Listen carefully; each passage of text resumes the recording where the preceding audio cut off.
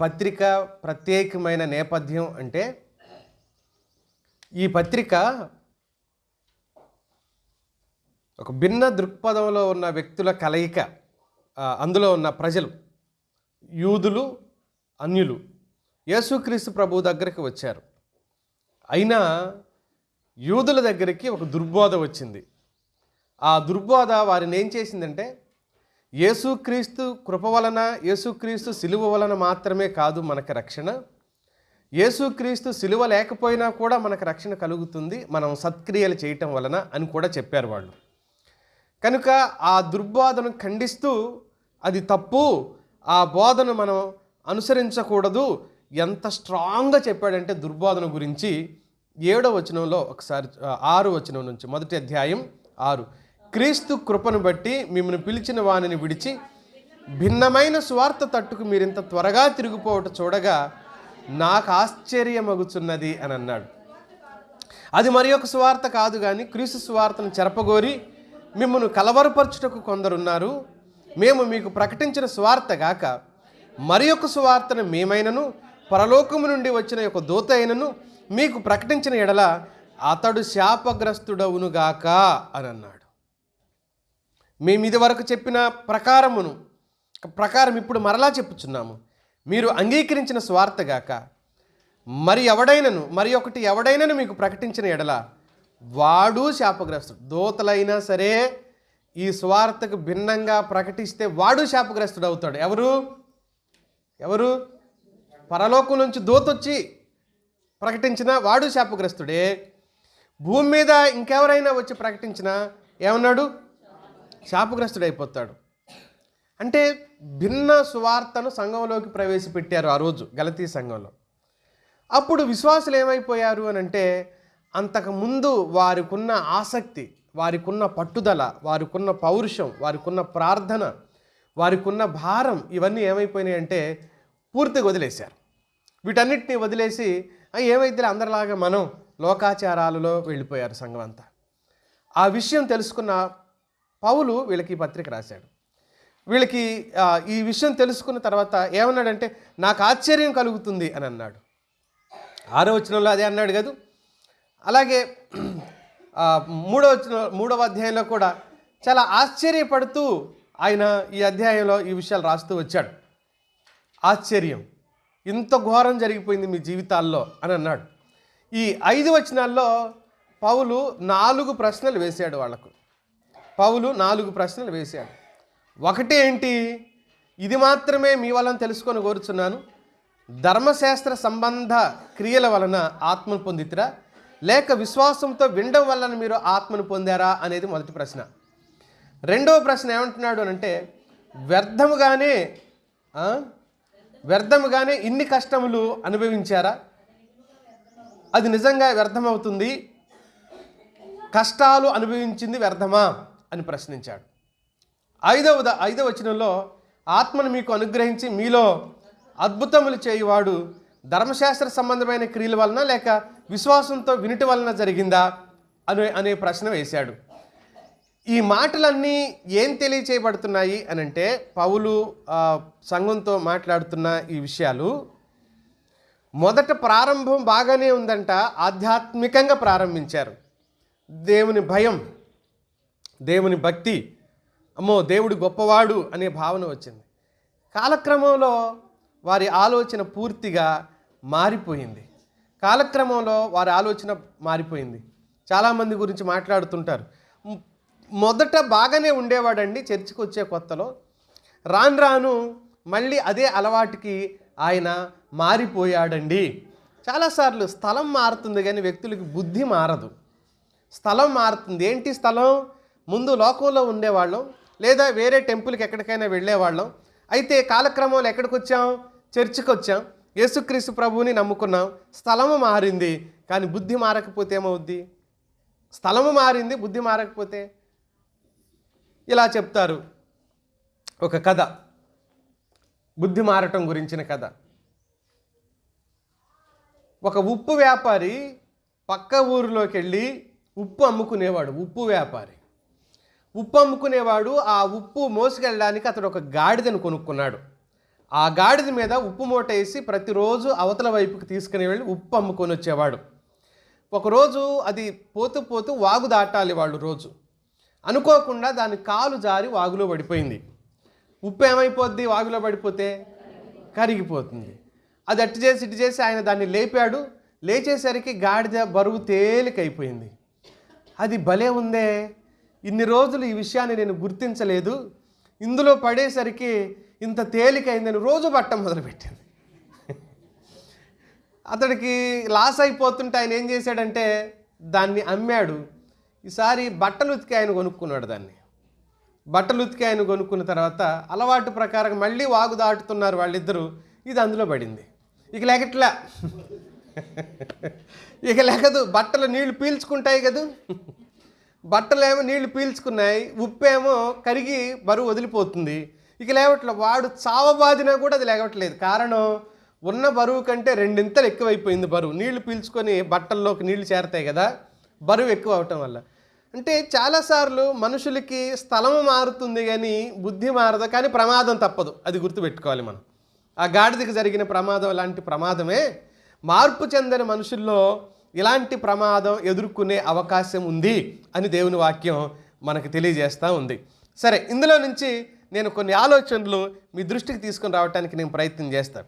గలతీ సంఘం ఇలాంటి ఒక విచిత్రమైన పరిస్థితుల్లోకి వెళ్ళిపోయింది. ఇలాంటి ఒక విచిత్రమైన పరిస్థితిలోకి వెళ్ళిపోయిన తర్వాత వాళ్ళు దేవుని కృప విషయం ఎలాగ ఆలోచన చేశారంటే, కృపతో కాదు, మనం మంచివాళ్ళం కాబట్టి మంచి పనులు చేయడం వలనే మనకు రక్షణ, మనం మంచి పనులు చేస్తే మంచివాళ్ళం అయిపోతాం, ఇంకా యేసుక్రీస్తుతో మనకేంటి సంబంధం, ఆయన మనకేదో పెద్ద చేసేదేంటి అనే ఒక దుర్మార్గపు భావన ఆ సంఘంలోకి వచ్చేసింది. ఆ విషయాన్ని ఉటంకిస్తూ పౌలు ఈ ప్రస్తావన చేశాడు. 2వ అధ్యాయం 21వ వచనంలో దైవజనుడు ఇలా మాట్లాడాడు. నేను దేవుని కృపను నిరర్ధకం చేయను, నీతి ధర్మశాస్త్రం వలనైతే ఆ పక్షమందు క్రీస్తు చనిపోయింది నిష్ప్రయోజనమే కదా అన్నాడు. వాళ్ళు ఏమంటున్నాడు, క్రీస్తు మన కోసమేం చావలేదు, క్రీస్తు మన కోసమేం చనిపోలేదు, మనం ధర్మశాస్త్ర ప్రకారం నీతిగా బ్రతికితే చాలు అని అన్నారు. అప్పుడు ఈయనేమంటున్నాడు, మరి కృప ఎందుకు? నువ్వు ధర్మశాస్త్ర ప్రకారంగా బ్రతికి, నువ్వు ధర్మశాస్త్ర ప్రకారంగానే నీ భక్తి జీవితాన్ని కనుక, బాబు కొంచెం సౌండ్ పెడతావా, ధర్మశాస్త్ర ప్రకారంగానే మనం బ్రతికి నీతిమంతులుగా మార్చబడితే కనుక మనకి ఇంకా ఏమక్కర్లేదు, కృప అక్కర్లేదు. కృప అక్కర్లేదు, యేసుక్రీస్తు ప్రభు వారు చనిపోవటం కూడా మనకు అక్కర్లేదు, యేసుక్రీస్తు ప్రభు చనిపోవటం కూడా మనకు అక్కర్లేదు అని అన్నాడు. కాబట్టి యేసుక్రీస్తు ప్రభు ఎందుకు చనిపోయాడు? మనలను నీతిమంతులుగా చేయడానికే చనిపోయి తిరిగి లేచాడు. అయితే మరి కృప అక్కర్లేదు, ప్రభు శిలువ మరణం అక్కర్లేదు, మనకు మనమే నీతిమంతులుగా చేయబడతాం అని అనుకుంటే ఒకవేళ ఇవన్నీ కూడా ఇప్పుడు వరకు చెప్పిందంతా వ్యర్థం. కానీ వ్యర్థం కాదు, నేను చెప్పిందే నిజం, అదే సువార్త.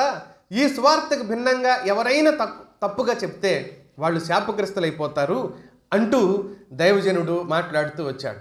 ఆనాటి సంఘం లాగానే ఈనాటి సంఘాల్లో కూడా విశ్వాసం, అల్ప విశ్వాసం, అవిధేయత, అహంకారంతో దేవుని కార్యాలను, దేవుని విషయమైన ప్రకటించే వారిని చులకన భావంతో, తిరస్కార ధోరణితో మాట్లాడే వ్యక్తుల్ని మనం చాలామందిని చూస్తాం. ఇలాంటి తిరస్కార ధోరణి, అవిధేయత, అహంకారాలు కలిగి ఉండి పడిపోయిన భక్తి జీవితాలు కలిగిన వాళ్ళను మనం సంఘంలో చూస్తాం. విచారం ఏంటంటే వారు పడిపోయి కూడా మేము పడిపోయామని గ్రహించలేకపోవటం బాధాకరమైన విషయం. పడిపోయి బలహీనపరచబడి దేవునికి దూరం అయిపోయి ఇలా ఉండి కూడా మేము బాగున్నాం అని అనుకుంటాం చూడండి, అది దుఃఖించవలసిన విషయం, అది ఎంతో బాధాకరమైన, బాధపడవలసిన విషయం. కనుక ఆనాటి ప్రజలను చూసి యేసుక్రీస్తు ప్రభు వారి కాలంలో కొందరు అవిశ్వాసంతో ఉన్నారని బాధపడ్డాడు ఆయన, అల్ప విశ్వాసంతో ఉన్నారు అని బాధపడ్డాడు ఆయన. ఇలాంటి విశ్వాసాలతో ప్రభువుని వెంబడించటం అది సాధ్యం కాదని కూడా ప్రభు వారు చెప్పారు. ప్రతి విశ్వాసి ఏదో ఒక సంఘానికి సభ్యుడై ఉంటాడు, కానీ ప్రతి విశ్వాసి ప్రభువుతో అంటు కట్టబడి ఉండవలసిన అవసరత చాలా ఉంది. ఆత్మీయంగా ఎదగాలి అని అంటే సహవాసాన్ని అనుభవించాలి. ఆత్మీయంగా ఎదగటం కోసం దైవిక సహవాసాన్ని మనం అనుభవించాలి. నేను ఇందులో నుంచి 3 ఆలోచనలు మీ దృష్టికి తీసుకుని వచ్చే ప్రయత్నం చేస్తా. గలతీ పత్రికలో మనం చదువుకున్న ఈ వాక్య భాగం గురించి మాట్లాడుతూ, మొదటి సందర్భం వాళ్ళతో ఏమంటున్నాడు దైవజనుడు అని అంటే 3వ అధ్యాయంలో చూడండి. ఓ అవివేకులైన గలతీయులారా, మిమ్మల్ని ఎవడు భ్రమ పెట్టెను? సిలువ వేయబడిన వాడైనట్టుగా క్రీస్తు మీ కన్నుల ఎదుట ప్రదర్శింపబడిన కదా, ఇది మాత్రమే నేను మీ వలన తెలుసుకొనగోరుచున్నాను అని చెప్పాడు. నేను ఒకటి తెలుసుకోవాలనుకుంటున్నాను, మీరు ఇంత అవివేకులు ఎలా అయిపోయారు? ఏం తెలుసుకోవాలనుకుంటున్నాడు? సిలువ వేయబడిన వాడైనట్టుగా క్రీస్తు మీ కన్నుల ఎదుట ప్రదర్శించబడ్డాడు కదా అంటున్నాడు దైవజనుడు. కన్నుల ఎదుట ఈయన చెప్పిన విధానం ఎలా ఉంది అంటే స్క్రీన్లో చూస్తున్నట్టుగా ఉన్నట్టుగా బోధించాడంట. అంత వివరంగా వాళ్ళకి చెప్పాడంట సిలువను గురించిన వివరణం. సిలువను గురించిన వివరం అంత బాగా చెప్పిన తర్వాత కూడా మీరెందుకు ఆలోచించలేకపోయారు అనేది ఈయన భావన. మొదటి సందర్భం ఏంటంటే పిలిచిన దేవుని విడిచారు. మొదటి పాయింట్. గలతీ సంఘం ఏం చేశారంటున్నాడు? పిలిచిన దేవుని విడిచారు, పిలిచిన వాణిని లేక మరిచారు, అదంతా వదిలేశారు. పిలిచిన వాణిని, పిలిచిన దేవునిని విడిచి ప్రయాణం కొనసాగిస్తున్నారు. పిలిచింది ఎవరో గుర్తులేదు, ఎందుకు పిలిచాడో గుర్తులేదు, పిలుపు వలన దేవుని చిత్తమేంటో ఆలోచించలేకపోయారు. భయంకరమైన చీకటి జీవితాన్ని జీవిస్తున్న గలతీల్ని తన ఆశ్చర్యకరమైన వెలుగులోనికి పిలిచాడు దేవుడు. గలతీ పత్రికలోనే చెప్పాడు, మొదటి అధ్యాయం 4వ వచనంలో, మన తండ్రి అయిన దేవుని చిత్త ప్రకారం క్రీస్తు మనలను ప్రస్తుతపు దుష్టకాలములో నుండి విమోచింపవలెనని మన పాపముల నిమిత్తము తనను తాను అప్పగించుకున్నాడు. తనను తాను క్రీస్తు ఎందుకు అప్పగించుకున్నాడంటే మన పాపముల నిమిత్తం మనలను ఆ పాపము నుండి విడిపించాలని క్రీస్తు సిలువకు అప్పగించుకున్నాడని చెప్పాడు. సిలువకు క్రీస్తు అప్పగించుకోవటంలో గల అంతరార్థం చెప్తున్నాడు. పాపంతో ఉన్న మనిషిని ఆయన విడిపించదలిచాడు.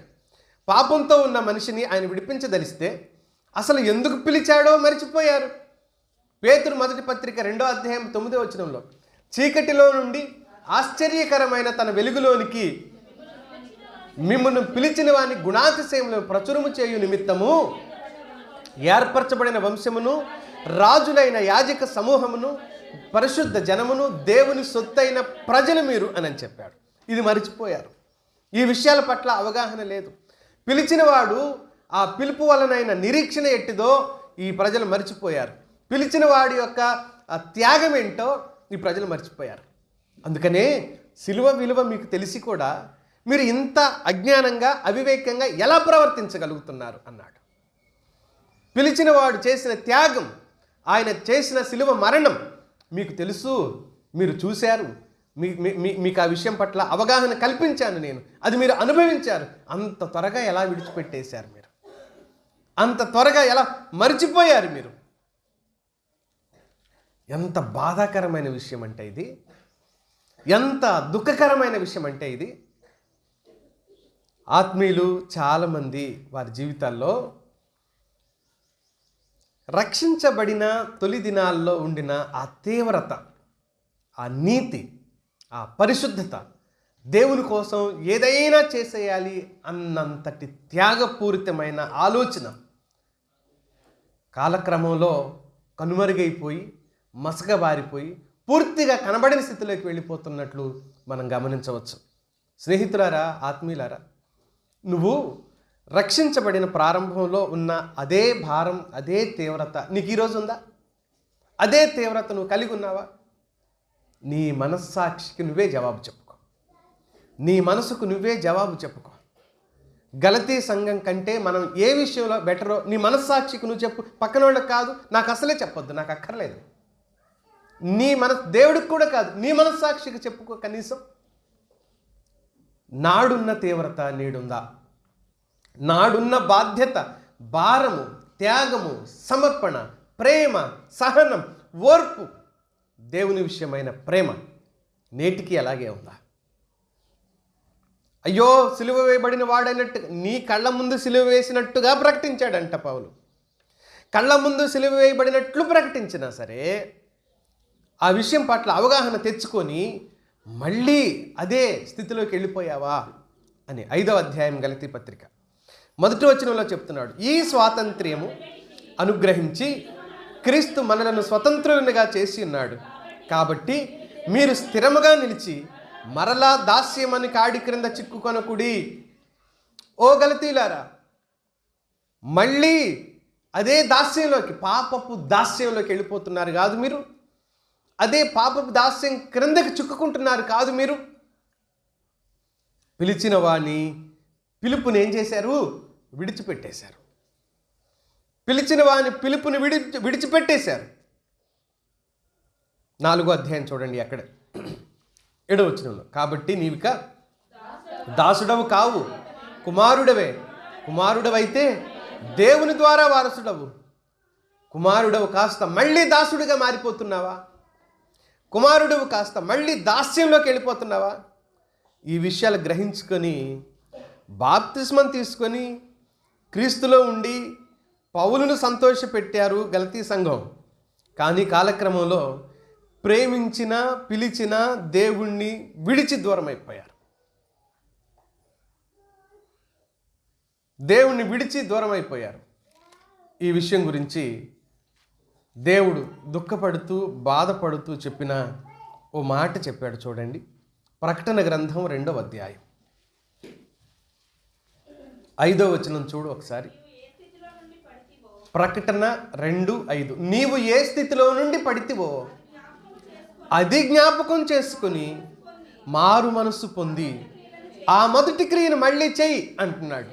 నువ్వు ఎక్కడ పడిపోయావో, ఏ స్థితిలో పడిపోయావో, నువ్వు పడిపోవటానికి కారణమైంది ఏంటో దానిని గుర్తించు అంటుంది దేవుని వాక్యం. దానిని గుర్తించు అంటున్నాడు స్వయాన ప్రభువే. నువ్వు గుర్తించు అంటున్నాడు. నువ్వు ఎక్కడ పడిపోయావో గుర్తించు. నువ్వు ఏ స్థితిలో పడిపోయావో గుర్తించు. నువ్వు పడిపోవటానికి నాడు కారణమైంది ఏంటో గుర్తించు. దేవుని సన్నిధిలో పడినవాడు పూర్తిగా చెడినవాడు అని చెప్పలేదు. పడినవాడు తిరిగి రావాలని దేవుడు కోరుకున్నాడు. అందుకని పర్యవసానం కూడా చెప్పాడు. లేని ఎడల, చదువమ్మా మాట, నేను నీ యొద్దకు వచ్చి నీ దీపస్తంభమును దాని చోటు నుంచి తీసివేస్తాను అని అన్నాడు. నీ దీపస్తంభమును దాని చోటు నుండి తీసివేస్తాను. నులివెచ్చని భక్తి జీవితం, నులివెచ్చని భక్తి జీవితం ఇలాగే ఉంటుంది. పడిన స్థితి గుర్తించక, అసలు పడినాను అనే ఆలోచనే చేయకుండా, ప్రభు భోజనం వరకు చేతులు చాపుతున్నాం కాదు భయం లేకుండా, దేవుని బల్లలో చేతులు ఉంచుతున్నావు కాదు భయం లేకుండా, నాకంటే ఎవరు బాగున్నారు ఇక్కడ, వాళ్ళు మంచోళ్ళ, వీళ్ళు మంచోళ్ళ, ఇంకొకళ్ళు మంచోళ్ళ, ఇంకొకళ్ళు మంచోళ్ళ, ఎవరి జోలి నీకెందుకు? ఎవరితో కావాలి నీ పోలిక? దేవునితో కదా. క్రీస్తు వలె ఉండుట అన్ని విషయాల్లో ఎదగమని వాక్యం చెప్తుంటే, ఆ పక్కన బాగలేదు, ఎదురామ బాగలేదు, వాళ్ళకంటే నేను బెటర్ అంటే వాళ్ళతో నీకేంటి? ఎవరు పోల్చుకోమన్నారు వాళ్ళతో నిన్ను? ఇద్దరు పిల్లలు స్కూల్ నుంచి వస్తున్నారనుకోండి, ఇద్దరు పరిగెత్తుకుని వచ్చి, నాన్న నాకు తమ్ముడి కంటే నాకే ఎక్కువ మార్కులు వచ్చాయి అని అన్నాడు అనుకో కొడుకు. ఒరే ఎన్ని మార్కులు రా అంటే, నాకు 1 తమ్ముడికి 0 అన్నాడు అనుకో. ఏంటి, ఇద్దరు ఫెయిలా, ఒకడు పాసా? మరి నీకు 1 వచ్చినాయి అనడానికి కూడా లేదు కాదు అక్కడ. నీకు 1 వచ్చింది అనడానికి లేదు కదా. ఇద్దరు ఫెయిలేగా. ఒక ఫెయిల్ అయినోడు ఇంకో ఫెయిల్ అయినోడితో పోటీ పడితే ఏమవటానికి? ఒక ఫెయిల్ అయిన వాడు ఇంకొక ఫెయిల్ అయిన వాడితో పోటీ పడితే ఏమవటానికి? మళ్ళీ ఫెయిల్ అవటానికే కదా. పాస్ అయిన వాడు ఉన్నాడు, ఆయనే మన ప్రభువు. ఆయనలో ఏ లోపం లేదు. ఆయనతో పోటీ పడాలి, ఆయన లాగా ఉండటానికి పోరాడాలి అని వాక్యం అంతా, బైబిల్ అంతా అదే చెప్తుంది. కొత్త నిబంధన మొత్తం అదే చెప్తుంది. ఆయనలాగా మారాలి. ఎవరో మనుషులు ఇలా ఉన్నారు, చాలామంది చెప్తారు, చాలా తెలివిగా చెప్తారు. ఏంటి మీరు చర్చికి రారు అని అంటే, చర్చికి వచ్చేవాళ్ళు అందరూ బాగున్నారా అంటే, ఇప్పుడు వాళ్ళని నువ్వు బాగు చేయటానికి వస్తున్నావా, లేకపోతే వాళ్ళు బాగు చూడటానికి వస్తున్నావా, అసలు నువ్వు ఎందుకు రావాలి చర్చికి అనేది నీకు క్లారిటీ లేదు. వచ్చేవాళ్ళందరూ బాగున్నారా అంటాడని, వాళ్ళతో నీకేంటి స్వామి, వాళ్ళతో నీకేం అవసరం, వాళ్ళందరూ బాగున్నారా, ఇదిగో ఆయన పోతున్నాడు చర్చికి, ఇదిగో ఈవిడ పోతుంది చర్చికి, వాళ్ళు బాగున్నారు బాగులేరు, నువ్వు బాగుండిపోని వాళ్ళ మధ్యలో. అది కాదు ఆలోచన. ఇక్కడ ఎలా ఉంటుంది, ఈ తలంపులు ఎలా ఉంటాయి మనుషుల్లో అని అంటే, భిన్నంగా ఆలోచన చేయడానికి ప్రయత్నం చేస్తారు. వాళ్ళు బాలేరు, వీళ్ళు బాలేరు, వాళ్ళు బాలేరు, వీళ్ళు బాలేరు. నువ్వేంటి అనేది దేవుని సన్నిధిలో నువ్వు నిరూపించుకోవాలి. నువ్వేంటి అనేది దేవుని సన్నిధిలో నిన్ను నువ్వు కనపరుచుకోవాలి. అది కదా మనం చేయవలసింది. పడిపోయిన స్థితిని గుర్తించని ఓ బలహీనమైన పరిస్థితి. దేవుని విడిచిపెట్టే దుష్ట హృదయం, బలహీన హృదయం గురించి హెబ్రీ పత్రిక ఇలా చెప్తుంది. 3వ అధ్యాయం 12వ వచనం. సహోదరులారా, జీవము గల దేవుని విడిచిపోవునట్టి విశ్వాసం లేని దుష్ట హృదయము మీలో ఎవని యందైనను ఉండునేమో ఒకవేళ జాగ్రత్తగా చూసుకోండి. ఉండునేమో అని ఒకవేళ జాగ్రత్తగా చూసుకోండి. ఎప్పటికప్పుడు మనం ఏం చేయాలంట, మనలో దేవుణ్ణి విడిచిపెట్టిపోయే ఒక చెడ్డ హృదయం గనక తయారవుతుంది, ఆలోచన గనక తయారవుతుందేమో. దేవుని విడిచిపెట్టిపోవటం అంటే ఏమనుకుంటున్నారు, ఈ రోజు నుంచి యేసుక్రీస్తు దేవుడని నమ్మను, ఈ రోజు నుంచి నేను చర్చికి రాను అనేదేం కాదు. ఆయనకు వ్యతిరేకంగా పాపం చేయటమే, ఆయనకు విరుద్ధంగా అడుగులు వేయటమే. అది దేవుని విడిచిపెట్టినట్టే. ఆయనకు వ్యతిరేకంగా చేసిన ప్రతిదీ, ఇప్పుడు ఆయనతోనే ఉండి ఆయనకు వ్యతిరేకంగా ఎలా చేస్తాము, చేయలేం. కనుక ఆయనకి వ్యతిరేకం అవటం అని అంటే అర్థం ఏంటంటే విరుద్ధంగా పాపం చేయడమే. ఎక్కడి నుంచైనా, ఏ వైపు నుంచైనా మన జీవితంలో దేవుణ్ణి విడిచిపెట్టిపోయే దుష్ట హృదయం మనలో కలగటం అనేది సహజంగా జరుగుతుంది. మన శరీరంలో ఉన్నంతకాలం, మన శరీరంలో ఉన్నంతకాలం అది నాలోనైనా కలగొచ్చు, మీ అందరిలోనైనా కలగొచ్చు. మనిషి అన్న ప్రతి వాడిలో ఆ సంఘటన కలిగే అవకాశం అధికంగా ఉంది అని వాక్యం చెప్తుంది. విశ్వాస భ్రష్టత్వం, దుష్ట హృదయం దేవునికి దూరంగా పోయేట్లు చేస్తుంది. దేవునికి అతి దూరంగా పోవడానికి అంత్య దినాల్లో అనేక మంది విశ్వాస భ్రష్టులు అవుతారు అని తిమోతికి రాసిన మొదటి పత్రిక 4వ అధ్యాయం 1వ వచనంలో చూడండి. అయితే కడవరి దినములలో కొందరు అబద్ధికుల వేషధారణ వలన మోసపరచు ఆత్మలయందును దయ్యముల బోధయందును లక్ష్యముంచి విశ్వాస భ్రష్టులగుదురని ఆత్మ తేటగా చెప్తున్నాడు. కొంతమంది ఎలాంటి బోధ చేస్తారు, వాళ్ళు అబద్ధికులైన వేషధారణ చేస్తారు భక్తుల్లాగా. ఒకటి. రెండవది దయ్యముల బోధ. వాళ్ళు చేసే బోధ పేరు ఏమంటున్నాడు పౌలు, దయ్యాలు. డైరెక్ట్గా దయ్యాల బోధే తీసుకొస్తారట. మరి అది ఎలా ఉంటుందో ఏంటో కదా. దయ్యాల బోధ మనుషుల్ని నమ్మిస్తారన్నమాట, మనుషులను నమ్మిస్తారు. అది ఒక రకమైన విచిత్రమైన స్థితిలోకి తీసుకుని వెళ్ళి 1900 సంవత్సరం ప్రారంభంలో పెంతుకోస్తు ఉద్యమం వచ్చింది. ఈ ప్రపంచంలో పెంతుకోస్తు ఉద్యమం ప్రారంభమైన తర్వాత అది ప్రారంభమైన 20 సంవత్సరాలకి శ్రీలంకకు వచ్చింది. శ్రీలంక నుంచి తమిళనాడుకి వచ్చింది. తమిళనాడు నుంచి మన ఆంధ్రప్రదేశ్కి కూడా వచ్చింది. ఆంధ్రప్రదేశ్ నుంచి ఇక చుట్టుపక్కలంతా వ్యాపించింది. ఈ పెంతుకోస్తు ఉన్మాద ఉద్యమం, పెంతుకోస్తు వెర్రి ఉన్మాద పిచ్చి ఉద్యమం ఏం చేసిందంటే, పరిశుద్ధాత్మ కాకపోయినా పరిశుద్ధాత్మే అని నమ్మించింది సమాజాన్ని. అక్కడ జరిగేది దేవుని ఆత్మక్రియ కాకపోయినా ఇదే దేవుని ఆత్మక్రియ అని నమ్మించింది సమాజాన్ని. అదేంటి ఇంత డైరెక్ట్గా మాట్లాడుతున్నారు అని అంటే, మీకు ఒక విషయం చెప్పాలి. నేను ఎఫ్ఐజిసిలో దేవుని వాక్యం నేర్చుకోవటానికంటే ముందు మన్నా పెంతుకోస్తులో నేను ట్రైనింగ్ అయ్యాను. నేను 2 సంవత్సరాలు పైగా వాళ్ళ దగ్గర ఉన్నా. భాషలు మాట్లాడించటం, ఏది మీతో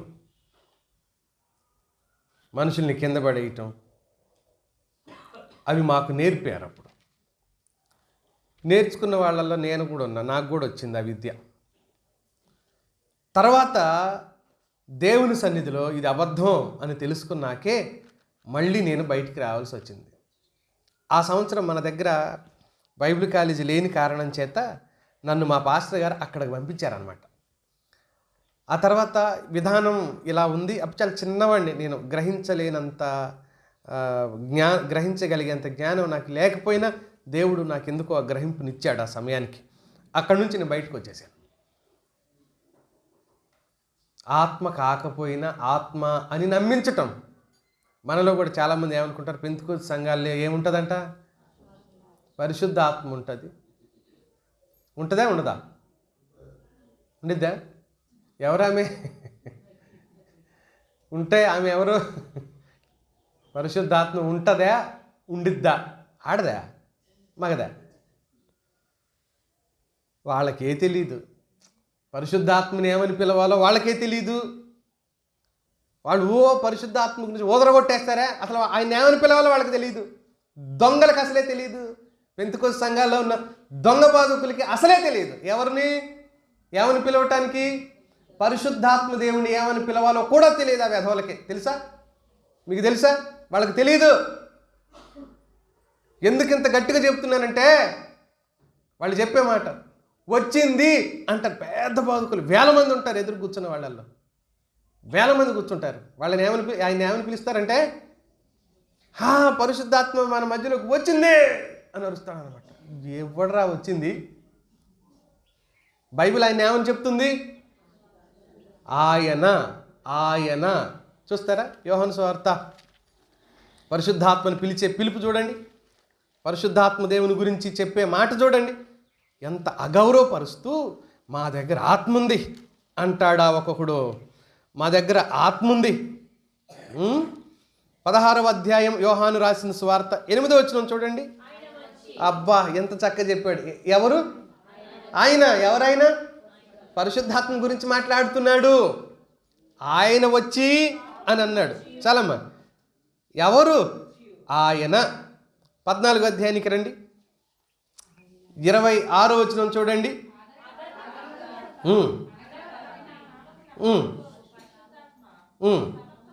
ఆయన ఆదరణకర్త. ఆయనను గురించిన ప్రస్తావన ఇక్కడ మనం చూస్తాం.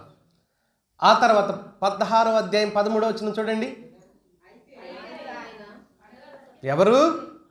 ఆయన. ఈ మాట అనరు వాళ్ళు. అసలు ఆ సంగతి తెలియదు వాళ్ళకి. గౌరవించలేరు. గౌరవించకుండా క్రైస్తవ సమాజాన్ని ఎంత మోసం చేశారో. ఎక్కడికన్నా పోండి, ఏ పెంచుకోస్తు సంఘానికన్నా పోండి, ఫస్ట్ పాటలు, రెండోది మ్యూజిక్, మూడోది సౌండ్ సిస్టమ్. ఈ మూడు ఉంటాయి. నలుగురు విశ్వాసులు ఉన్నా కూడా ఏముంటాయి? వాడు ఆస్తి అమ్మాయిని అవి పెట్టుకుంటేనే తర్వాత కోట్లు వస్తాయి. ఏముండాలి? First sound system, music system, పాడటం. ఈ మూడు ఉంటేనే ఆస్తి అమ్మాయిన సంఘం పెట్టాడంటే ఫస్ట్ ఈ మూడు లేకుండా, నలుగురు విశ్వాసులు లేకపోయినా సంఘం పెట్టవచ్చు, కానీ వాళ్ళు ఈ మూడు లేకుండా సంఘం పెట్టలేరు. ఏ మూడు? సౌండ్ సిస్టమ్, మ్యూజిక్ సిస్టమ్, పాడటం. ఈ మూడు ఉండాలి. వాక్యం ఉండదు. వాక్యం గురించి ఉండదు కాదులే, తెలియదు పాపం వాళ్ళకి. ఇంతకంటే ఏం చెప్తాం? ఉండదంటే లోపల ఉంటే కాదు ఆయన చెప్పేది, బయటికి ఉంటే చెప్తాడు. ఇప్పుడు మోగోడిని ఈ పగలు కొట్టినా ఏం మాట్లాడు, ఎందుకంటే వాడికి మాటే రాదు. మాట్లాడు అమ్మ అనరా అని కొట్టేవనుకో, వాడు ఏం చేస్తాడు పాపం? ముందే రాదు. వాళ్ళ పరిస్థితి అంతే. అందుకని ఆత్మ వచ్చింది, పోయింది, ఇదిగో నీ పక్క నుంచి పోతుంది అని చెప్తుంటాడు. అదే చెప్తున్నాడు. పిలిచిన వాణిని విడిచి ఏమైపోయారు వీళ్ళు? పూర్తిగా దూరం అయిపోయారు. కారణం భ్రష్టత్వం సంభవించింది, అవిధేయత సంభవించింది, మోసంలోకి వెళ్ళిపోయారు. అయితే వాక్యం నిలిచి ఉండాలి. యోహాను సువార్త 15వ అధ్యాయంలో ఏం చెప్పాడు మనకు? నా యందు నిలిచి ఉండుడి, నేను మీ యందు. 4వ వచనంలో 15వ అధ్యాయం 4వ వచనం, నా యందు నిలిచి ఉండుడి, నేను మీ యందు నిలిచి ఉందును. 5, 6 వచనాలు కూడా చదువుదాం. మరియు నాకు వేరుగా ఉండి మీరేమీ చెయ్యలేరు అని చెప్పాడు. కనుక వేరుగా ఉంటే ఏం చేయలేము. దూరం అయిపోయిన వ్యక్తులు గుర్తు చేసుకోవాల్సింది ఏంటంటే, ఎక్కడ దూరమయ్యాం, ఎప్పుడు దూరమయ్యాం, ఏ కారణాన్ని బట్టి దూరమయ్యాం, మళ్ళీ తిరిగి రావాల్సిన అవసరత ఎంత ఉంది మనకు ఆలోచించాలి. రెండవ సందర్భాన్ని జ్ఞాపకం చేస్తా. ప్రకటించిన సువార్తను వాళ్ళు విడిచిపెట్టేశారు. గల్తీ సంఘం చేసిన రెండవ పెద్ద పొరపాటు ఏంటంటే, ప్రకటించిన సువార్తను వాళ్ళు ఏం చేశారు, విడిచిపెట్టేశారు. 4వ అధ్యాయం చూడండి, గల్తీ పత్రికలోనే 9వ వచనం మళ్ళీ ఒకసారి త్వరగా చూద్దాం మనం.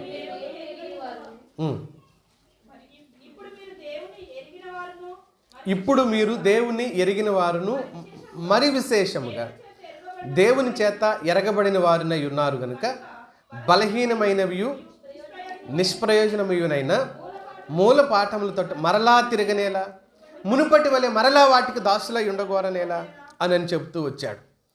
పౌలు భక్తుడు ఏ సువార్తనైతే బోధించి వారిని ప్రభు తట్టు తిప్పాడో, భిన్న సువార్త అనగా భిన్నమైన లేక తప్పు బోధ ఆనాడు క్రీస్తు సువార్తను చెరపగోరింది అంటున్నాడు. అది క్రీస్తు సువార్తను చెరపగోరి విశ్వాసుల్ని చెరపట్టునట్లుగా చేసింది. ఆ కారణం చేత వీళ్ళు ప్రకటించిన సువార్తను విడిచిపెట్టేశారు. మరలా ఏమైపోయారు అన్నాడు 10వ వచనంలో, మీరు దినములను, మాసములను, ఉత్సవములను వీటిని గురించే మీరు ఆలోచన చేస్తున్నారు. వీటిని గురించి పండుగలు చేసుకుంటే సరిపోద్దులే, ఇంకేదో చేసుకుంటే సరిపోతుందిలే అని వీళ్ళు అనుకున్నారంట. మిత్రులారా, సువార్తను విడిచిపెట్టేశారు, సువార్తను మానేశారు, సువార్తను గురించి ఆలోచన చేయటం మానేశారు. సువార్త అంటే ఏదో మంచి మాట చెబితే అది సువార్త అయిపోతుంది. దేవుని గురించి మంచి మాట చెబితే సువార్త అవ్వదు. దేవుని గురించి మంచి మంచి వాక్యాలు చెబితే సువార్త అవ్వదు. అదేంటండి, దేవుని గురించి మంచి మాట చెబితే సువార్త అంటేనే అర్థం మంచి మాట కదా, మంచి వార్త కదా. దేవుని గురించి మంచి వార్త చెబితే సువార్త అవ్వదా? కాదు. బైబిల్లో కొన్ని మంచి మంచి వాక్యాలు తీసి చెబితే సువార్త అవ్వదా? అవ్వదు. సువార్త అవ్వదు. బాగా వినాలి మీరు. బైబిల్లో నుంచి మంచి వాక్యమే కదండి, అది కూడా, అది సువార్త అవ్వదా? కాదు, అది సువార్త అవ్వదు. మరి ఏది సువార్త? కొరింథీ మొదటి పత్రిక 15వ అధ్యాయంలో చెప్పాడు. సువార్త అంటే ఏంటో చెప్తున్నాడు. 3వ వచనం చూడండి. నాకు ఇవ్వబడిన ఉపదేశం మొదట మీకు అప్పగించితిని, అదేమనగా లేఖనముల ప్రకారము క్రీస్తు మన పాపముల నిమిత్తం మృతి పొందెను, సమాధి చేయబడెను, లేఖనముల ప్రకారం 3వ దినమున లేపబడెను. ఇదే సువార్త. ఇదే చెప్పాలి. సువార్తాన్ని దీనినే అంటాం. నేను చెప్పేది సువార్త కాదు. ఇప్పుడు మీకు నేను సందేశం చెప్తున్నాను, మీకు సందేశం ఇస్తున్నాను నేను. సువార్త అంటే ఏంటి? ఈ 3 ఉంటాయి అందులో. ఏంటి? లేఖనముల ప్రకారం ఆయన మన పాపముల నిమిత్తం సిలువ వేయబడ్డాడు, సమాధి చేయబడ్డాడు, లేఖనముల ప్రకారం తిరిగి ఆయన లేపబడ్డాడు. ఈ 3 సంగతులు చెప్పటమే సువార్త. దీన్ని సువార్త అంటారు. ఏది పెడితే అది చెప్పి సువార్త అవ్వదు. సువార్త సభలు, అందులో సువార్త ఏమి ఉండదు, సభ అయితే ఉంటుంది.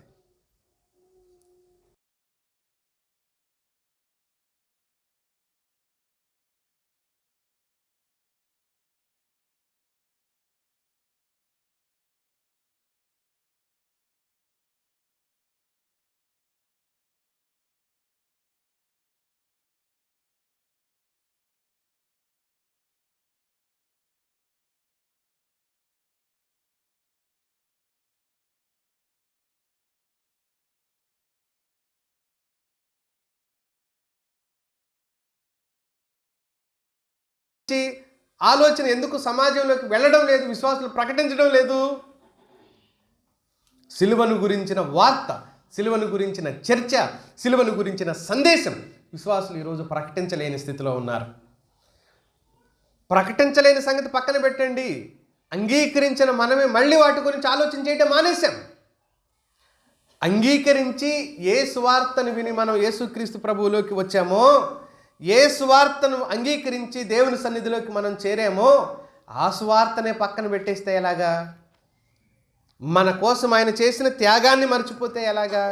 మర్చిపోయి జనాలు ఏం చేశారో తెలుసా? తిమోతికి రాసిన 2వ పత్రిక 4వ అధ్యాయం 3-4 వచనాలు చూడండి. ఏం కోరుకుంటున్నారో జనాలు.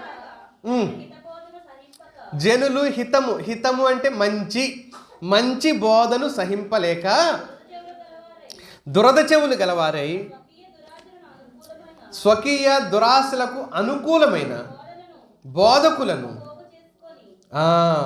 ఎవరిని పోగు చేసుకున్నారు?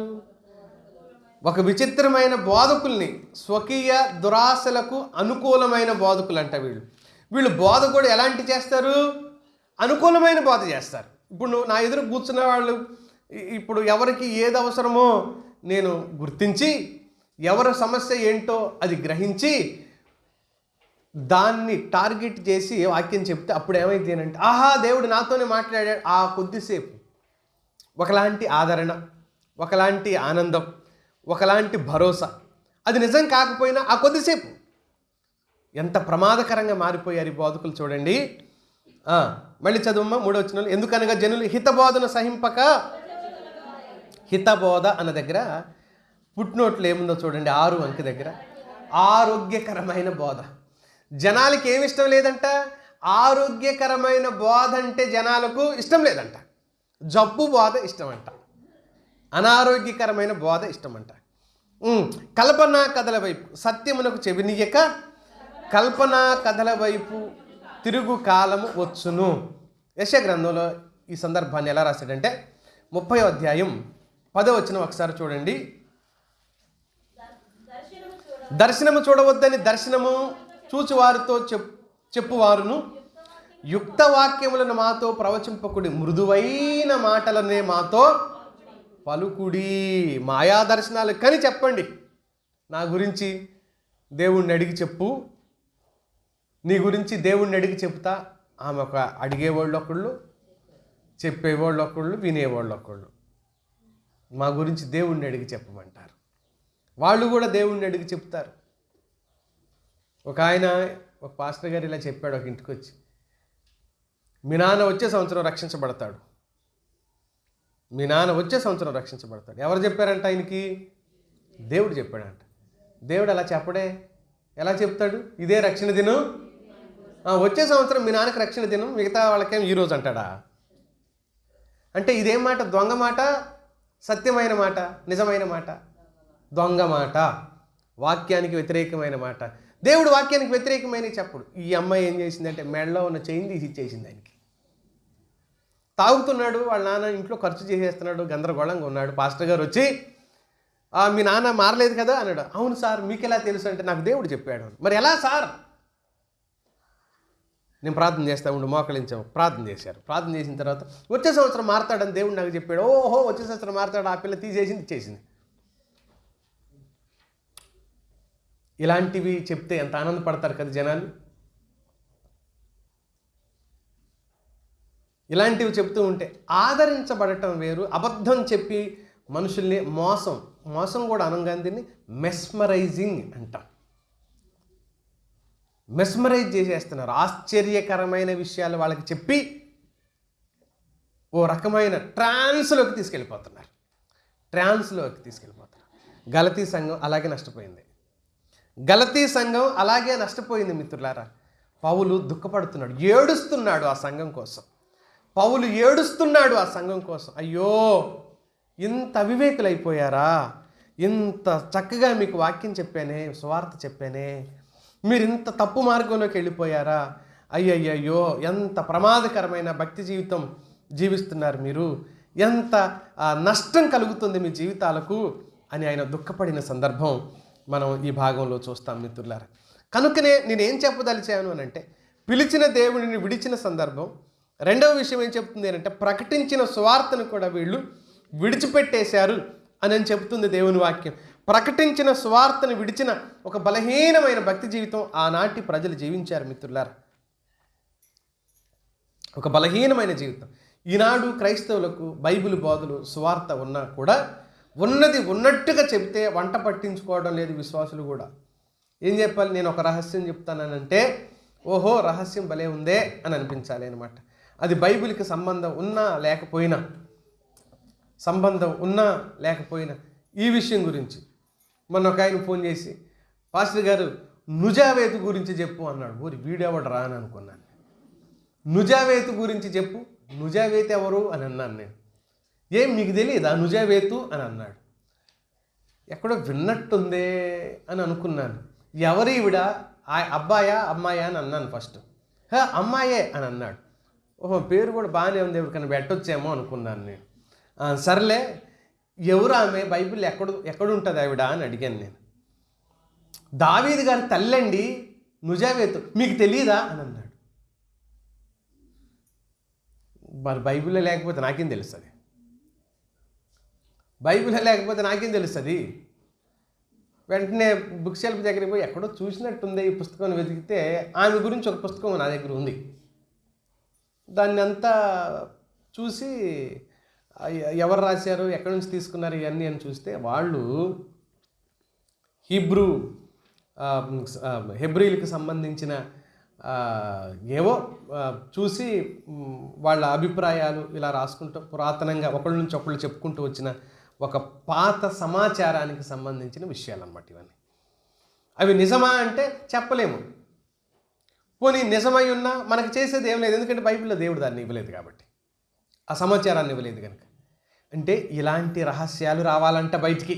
ఇప్పుడు ఉన్నాయి ఈ అర్థమైపోయినాయి, ఇప్పుడు ఉన్నాయి అర్థమైపోయి ఇక మీకు అయిపోయినాయి వీళ్ళకి. ఇక అవి రావాలి, బైబిల్ నుంచి బయట ఎత్తుకొని రావాలి. ఇక ఈ అవసరం లేదని ఆయనతో ఒక అరగంట సేపు ఆయన్ని కన్విన్స్ చేసిన తర్వాత అప్పుడు సరేలేండి అని అన్నాడు. నమ్మడేమోనని ఆ ఫోటో తీసి, ఆ పుస్తకం ఫోటో తీసి, ఇదిగో నా దగ్గర ఉంది, ఇది నేను 10 సంవత్సరాల క్రితమే కొన్నట్టున్నాను, దీన్ని ఇప్పటి వరకు తీసి చదవలేదు, నేను తెలుసుకుందామని కొన్నానే కానీ తెలుసుకోవాల్సిన అవసరం నాకు రాలేదు, అది అలాగే ఉంది చూడు, కనుక ఇలాంటివి కాదు పట్టించుకోవాల్సింది, వాక్యాన్ని వాక్యంగా స్వీకరించండి అని ఆయనకి చెప్పవలసి వచ్చింది. చూడండి, అలా అలవాటు అయిపోతే ఎలాగెళ్ళిపోతారు, ఎటువైపు వెళ్ళిపోతారు వాళ్ళక. ఇదే పద్ధతి, ఒకటి తర్వాత ఒకటి, ఒకటి తర్వాత ఒకటి, ఒకటి తర్వాత ఒకటి. దేవుని సత్యాన్ని అంగీకరించలేని ఒక బలహీనమైన స్థితి. అందుకే అంటున్నాడు, ప్రకటించిన సువార్తను విడిచిపెట్టడం. రకరకాల వెబ్సైట్లు ఉంటాయి ఇప్పుడు. ఈ వెబ్సైట్లు ఏంటంటే దుర్బోధ ఏదో సద్బోధ ఏదో మనం గుర్తించలేనంత ఒక భయంకరమైన స్థితిలో ఉంటుందన్నమాట. అబద్ధానికి నిజానికి, చీకటికి వెలుగుకి ఎంత దూరం ఉంటుంది? ఒక 100 కిలోమీటర్లు ఉంటాయా? ఒక గదిలోనే ఏడుస్తాయి రెండు, ఏంటి? చీకటి వెలుగు ఒక గదిలోనే ఉంటాయి. ఒక 100 కిలోమీటర్లు ఉంటాయి ఏంటి? పక్క పక్కనే. అసలు ఎక్కడి నుంచి చీకటి ఉంది, ఎక్కడి నుంచి వెలుగుంది వేరు చేసి గీత గీయటానికి కుదురుతుందా మనకు? అసలు దుర్బోధ సద్బోధ కూడా అలాగే ఉంటాయి. జస్ట్ ఒక లైన్, ఆ రెండింటికి ఒక లైన్ మాత్రమే ఉంటుంది. ఆ లైన్ గుర్తించకపోతే అటు ఇటు అవుతాయి, ఇటు అటు అవుతాయి. ఒక చిన్న విషయం దగ్గరే తేడా వస్తుంది. ఒకే రిఫరెన్స్, ఇద్దరు ఒకేలాగా వ్యాఖ్యానం చేయరు, అక్కడే తేడా వస్తుంది. ఒకే వాక్య భాగం తీసుకొని ఒకే వాక్య భాగాన్ని ఇద్దరు ఒకలాగా వ్యాఖ్యానం చేయకపోవటం. మిత్రులారా, ఆత్మీయతలో విశ్వాసులు నష్టపోవటానికి అదే కారణమవుతుంది. అందుకని మీరు విశ్వసించిన అతి పరిశుద్ధమైన దాని మీద మిమ్మల్ని మీరు కట్టుకోండి అన్నాడు యోధా రాసిన పత్రిక 21వ వచనంలో. మిమ్మల్ని మీరు కట్టుకోవాలి, మీరు దేన్ని నమ్మారో దాని మీద మీ భక్తి జీవితాన్ని మీరు కట్టుకోవాలి అని చెప్పాడు. పౌలు బోధిస్తూ ఉంటే, పౌలు శీల బోధిస్తున్నప్పుడు ఏథెన్స్ ఆ ప్రాంతంలో వాళ్ళంతా కూడా చాలా జ్ఞానయుక్తంగా వాళ్ళ ఆలోచనలు బెరయ సంఘంలో ఏం చేశారు? వాళ్ళు అది నిజమో కాదో అని వాళ్ళు పరిశీలించారు అని అపోస్తుల కార్యగ్రంథం 17వ అధ్యాయం 10వ వచనంలో. పరిశీలన దృష్టి విశ్వాసులకు లేకపోతే గుడ్డిగా నమ్ముతాం, ఏదైనా నమ్ముతాం. సంఘానికి పరిశీలన దృష్టి అవసరం, సంఘానికి పరిశీలన దృష్టి కావాలి మిత్రులారా. 3వ మాట చెప్పేసి నేను ముగించేస్తాను. చూడండి, మనకు సమయం అయిపోయింది. పవిత్ర భక్తి జీవితాన్ని కూడా విడిచిపెట్టేశారు. మొదట పిలిచిన దేవుని విడిచిపెట్టేశారు, ప్రకటించిన సువార్తను విడిచిపెట్టేశారు, పవిత్రమైన భక్తి జీవితాన్ని కూడా వారు విడిచిపెట్టేశారు. ఓ అవివేకులైన గల్తీయులారా, మిమ్మల్ని ఎవడు భ్రమ పెట్టాడు? ఆత్మానుసారంగా ప్రారంభించి శరీరానుసారంగా ఇప్పుడు పరిపూర్ణులగుదురా? శరీర క్రియలకు లోబడి దాస్య జీవితంలోకి వెళ్ళిపోయారు వీళ్ళంతా. శరీర జీవితానికి లోబడి దాస్య జీవితానికి వెళ్ళిపోయారు. శరీరాన్ని జయిస్తే చాలా మట్టుకు చాలా విషయాలను మనం జయించినట్టే. శరీరాన్ని అదుపు చేసుకోగలిగితే చాలా వాటిని మనం అదుపు చేసుకున్నట్లే. కనుక శరీర కార్యాలను, శరీర క్రియలను అదుపు చేసుకోవటం పూర్తిగా తొలగించుకోలేము. మనం చచ్చిపోయిన రోజే శరీర క్రియలు చచ్చిపోతాయి. నా శరీరంలో లేకపోతే నా దేహంలో శరీర క్రియలు పని చేయవు అని ఎవరైనా చెబితే అది అబద్ధం. శరీరం బతికుందంటే అందులో కోరికలు కూడా బతికే ఉంటాయి. ఏ రోజుకి ఆ రోజు చంపుకుంటూ రావటమే భక్తి జీవితం యొక్క అర్థం. ఏ రోజుకి ఆ రోజు సరి చేసుకుంటూ రావటమే అర్థం. ఏ రోజుకి ఆ రోజు సరి చేసుకుంటూ చంపుకునే ఆ పరిస్థితి కాకపోయినట్లయితే మనకి ఇన్ని బాధలే ఉండేవి కావు. నేను నిలబడి బాధ ఎక్కర్లేదు, మీరు ఇంతగా ఇన్ని గంటలు కూర్చునేది, ఎక్కడ కూడికంటే అక్కడ పరిగెత్తుకొచ్చేది. వాక్యం అంటే నేను అదే సోది నేను చెప్పి మీరు విని విని విని మీరు విని ఇన్ని బాధలు ఎందుకు అనుకుంటున్నారు? పరిపూర్ణంలో కాలేము కాబట్టి భూమి మీద ఉన్నంత వరకు. ఒక్కసారిగా మార్పు జరగదు కాబట్టి రోమాపత్రిక 8:13 చెప్తాడు ఆ మాటను. రోమాపత్రిక 8:13 ఏం చెప్పాడో చూడండి. ప్రవర్తించిన ఎడల చావవలసిన వారయ్యుందురు, ఆత్మచేత శరీర క్రియలను చంపిన ఎడల జీవిస్తారు. ఆత్మచేత శరీర క్రియలను ఏం చేయాలి? ఆత్మీయుడు చంపాలి. ఆత్మచేత శరీర క్రియలను చంపాలి. అది ఎప్పుడు? ప్రతిరోజు జరగవలసిన చర్య. నిన్న మారాం, మొన్న మారాం, ఇదివరకు ఎప్పుడో మారాం, అబ్బా భలే మారాడు అంటే ఒక రోజుతో కాదు, ఇది ఎవ్రీడే జరగాలి. మనం చాలామందిని చూసి ఓహో వీడి బాగలా, వాడి బాగలే, ఇంకొకటి బాగలా, మరొకటి బాగలా అని అంటే వాడు తెల్లవారి మారతాడేమో. వాడిని చూసి ఎవడో తొడగోసుకుంటే ఇంకొకటి మెడ కోసుకున్నాడంట. వాడు తొడే కానీ కోసుకుంది చూడరా, మనం మెడే కోసుకుందామంటే వాడు తొడ కోసుకున్నాడు బతుకుతాడు కానీ మెడ కోసుకున్నాడు బతుకుతాడా? కనుక ఏం చేస్తామో అర్థం లేని పని చేయకూడదు భక్తి జీవితం. ఎవరితోనో పోటీ, ఎవరితోనో పోలిక ఎందుకు? ఎప్పటికప్పుడు మనం సరవ్వాలని వాక్యం చెప్తుంది, మనము మారాలని వాక్యం చెప్తుంది. శరీర క్రియలకు లోబడి దాస్య జీవితాన్ని జీవిస్తావో, శరీర క్రియలను చంపి స్వతంత్రుడిగా బ్రతకడానికి ప్రయత్నిస్తావో అది నీ చేతుల్లో ఉంటుంది. గలతీ పత్రికలో ఇంకో మాట చెప్పాడు. 5వ అధ్యాయం 16-17 వచనాలు ఒకసారి చూద్దామా? ఆత్మానుసారంగా నడుచుకొనుడి, అప్పుడు మీరు శరీరేచ్ఛలను నెరవేర్చరు. శరీరము ఆత్మకును, ఆత్మ శరీరమునకును విరోధముగా అపేక్షించును. ఇవి ఒకదానికొకటి వ్యతిరేకముగా ఉన్నవి గనుక మీరేవి నిశ్చయించుకుందరో వాటిని చేయకుందురు.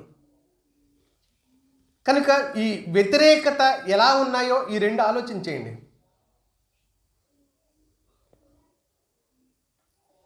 చేయొద్దు అనుకున్నది చేసేస్తారు మీరు అంటున్నాడు, చేయాలనుకున్నది చెయ్యరు అంటున్నాడు.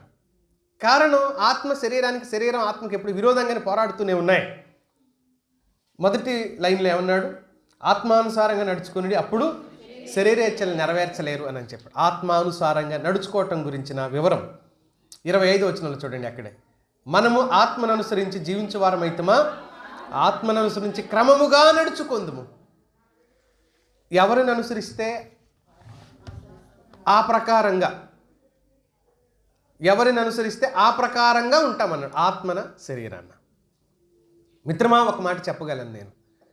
పడిపోయిన స్థితిని జ్ఞాపకం చేసుకోగలగటం, బలహీనపరచబడిన స్థితిని జ్ఞాపకం చేసుకోగలగటం, మనుషులకు ఒకవేళ ఇష్టలుగా ఉండవలసిన అవసరం మనకు లేకపోయినా దేవుణ్ణి సంతోషపెట్టవలసిన బాధ్యత మన అందరి మీద ఉంది. అది మనం ఎందుకు ఆలోచన చేయొద్దు? చెడిపోయిన పడిపోయిన ఇశ్రాయేలీల విషయమై ఇర్మియా ఏడుస్తూ విలాప గీతం పాడుతూ చివరిగా ఒక మాట అంటాడు. చూడండి, విలాప గ్రంథం 3వ అధ్యాయం 4వ అధ్యాయం 21వ వచనం చూడండి.